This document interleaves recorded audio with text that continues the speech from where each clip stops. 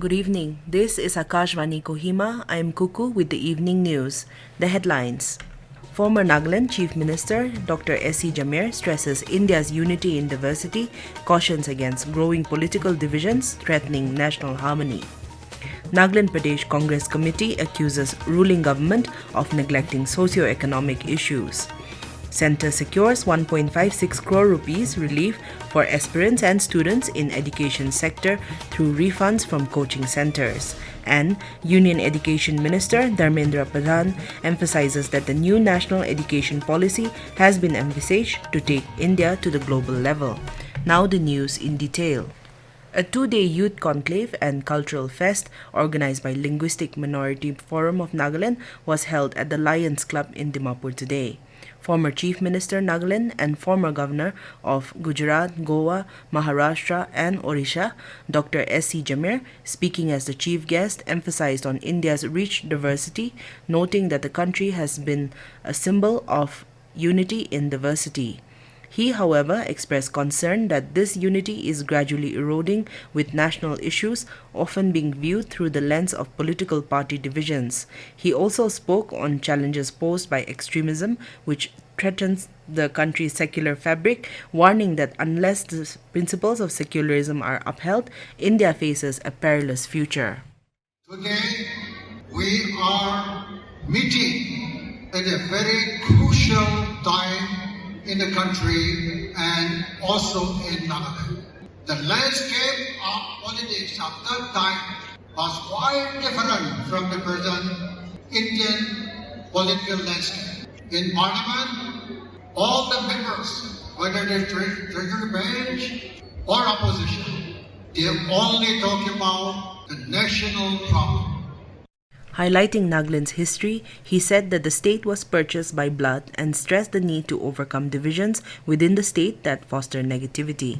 Dr. Jamir further urged youth to embrace the spirit of unity, harmony and broader leadership. Nagaland Pradesh Congress Committee (NPCC) today criticized the ruling government for not focusing on socio-economic factors and problems faced by people, but is instead only focused on political issues. During a press conference held at Congress Bhavan, led by AICC Secretary in charge of Nagaland, Christopher Tilak, along with MP, Lok Sabha and President of NPCC, S.C Jamir, and other party leaders, the party said they have completed the first phase of their tour to 6 districts. Mr. Tilak observed that people of Nagaland have been focusing too much on political issues, while socio-economic aspects have not received much attention. Is one of the most important indicators connecting different cities, towns and villages. If the roads are really bad, it is a strategic way excluding certain communities to have access to certain facilities in the capital.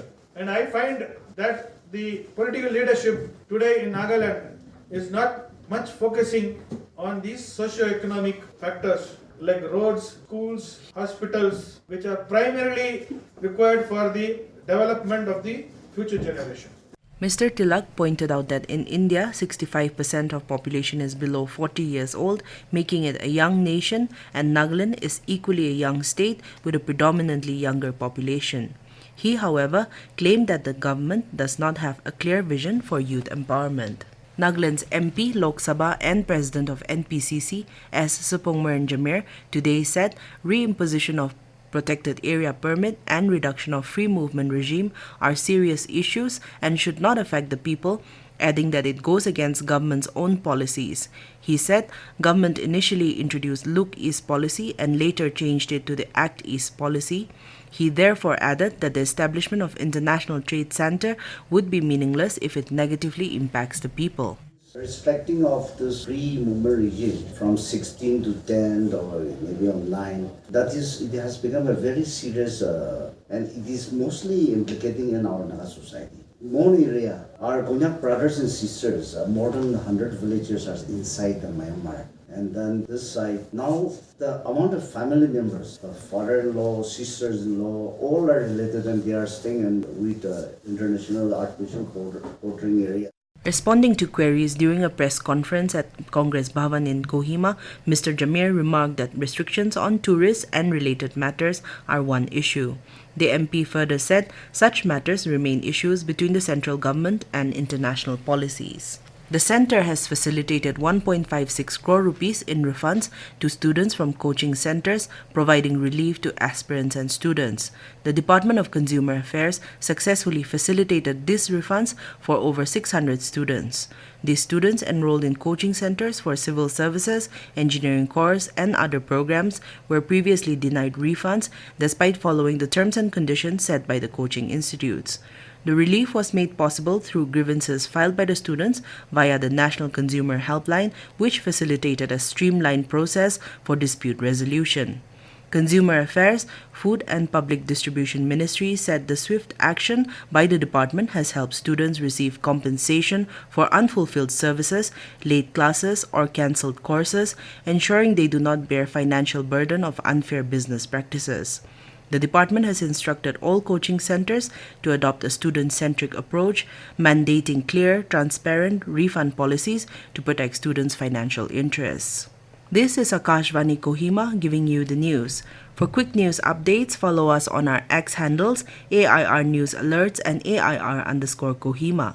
You can also listen to this news bulletin on News on Air app and YouTube channel AIR News Kohima. Welcome back. You are listening to the evening news. Union Education Minister Dharmendra Pradhan has emphasized that the new national education policy has been envisaged to take India to the global level. Addressing the 101st convocation of University of Delhi in New Delhi today, Mr. Pradhan stressed that making India a developed nation by 2047 is possible through the implementation of the National Education Policy 2020 NEP 20 across the country. Mentioning that 60% of the country's population consists of youth, with many of them in colleges and universities, he urged students to advance Prime Minister Narendra Modi's vision of Viksit Bharat. Bharat की 60% आबादी युवाओं की है, उसमें से ज्यादातर school and colleges and university में रहते हैं। प्रधानमंत्री जी की जो आह्वान है, हमें अपना कर्तव्य निभाना है, भारत को 2047 तक विकसित भारत में परिवर्तित करना है। तब ये संभव हो पाएगा अगर दिल्ली विश्वविद्यालय के नेतृत्व में हम देश में राष्ट्रीय शिक्षा नीति को लागू कर पाएंगे। The minister further lauded Delhi University for implementation of NEP 2020, expressing hope that it will take lead in making Delhi a knowledge hub in the coming years. The Pusa Krishi Vigyan Mela began in New Delhi today, showcasing latest seed varieties and technologies in the agriculture sector to farmers, students, and other stakeholders. The theme of the three-day fair is Unnat Krishi Viksit Bharat. Inaugurating the event, Union Agriculture and Farmers Welfare Minister Shivraj Singh Chauhan said government is continuously working in the field of agriculture to make India a developed nation by 2047. Mr. Chauhan highlighted the paramount importance of high-quality seeds, asserting that efforts must be made to ensure that the best seeds are swiftly accessible to farmers. He said that it is essential to integrate scientific advancements with the farming community. The minister said that a modern agricultural forum or Chopal will be established to bridge the gap between farmers and agricultural scientists. In Jammu and Kashmir, representatives of India and Pakistan armies have agreed to uphold the February 2021 ceasefire agreement and explore measures to prevent future misunderstandings. Brigade commanders of both the countries held a flag meeting in Poonch district to ease tension after recent skirmishes and IED incidents along the line of control and the international border. Besides agreeing to uphold ceasefire agreement renewed on February 25, 2021, brigade commanders also agreed upon leveraging established communication channels to de-escalate tension. Both sides emphasized on importance of ceasefire agreement in maintaining peace and stability along the border. To end the evening news, here are the headlines once again. Former Nagaland Chief Minister Dr. S.C Jamir stresses India's unity in diversity, cautions against growing political divisions threatening national harmony. Nagaland Pradesh Congress Committee accuses ruling government of neglecting socio-economic issues.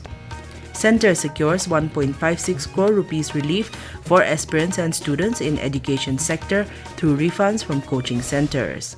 And Union Education Minister Dharmendra Pradhan emphasizes that the new national education policy has been envisaged to take India to the global level.